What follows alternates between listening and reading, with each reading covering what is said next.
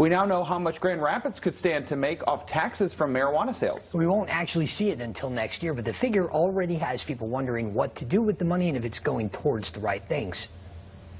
This month, the state divided up $10 million worth of marijuana tax revenue and handed it out to the places that helped them make it. 38 cities, 38 counties, 21 townships, and 7 villages all got $28,000 per shop. Grand Rapids wasn't included. The city didn't get its first shop until the start of fiscal year 2021. But when the year is over, now they know how much they're getting. We estimate that next March, we would receive approximately $330,000. Kristen Turkelson, GR City Planner, says when the city hits its projected peak in 2025, tax revenue from the state could be as high as $600,000 a year. We do expect that it will increase. After that, the city will simply run out of land for new shops. The state departments of education and transportation also get a cut of the funding, and city cannabis manager Al Romero-Gabu says that Grand Rapids has taken on the added task of funding equity programs, now extending a hand to those who are set back by marijuana's prohibition. Uplifting the communities that have been historically disadvantaged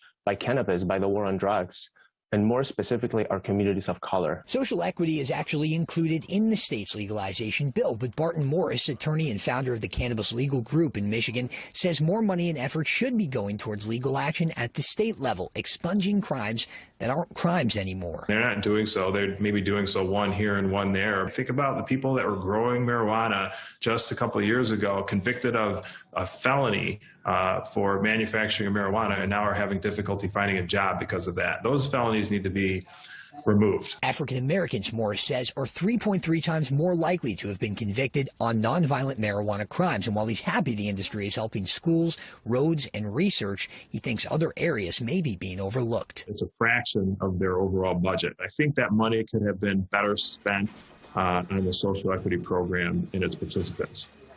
And if you do want more info on the city's social equity plan, you can visit our website. Grand Rapids currently has 10 operating recreational facilities. We have a map of those too, also at fox17online.com.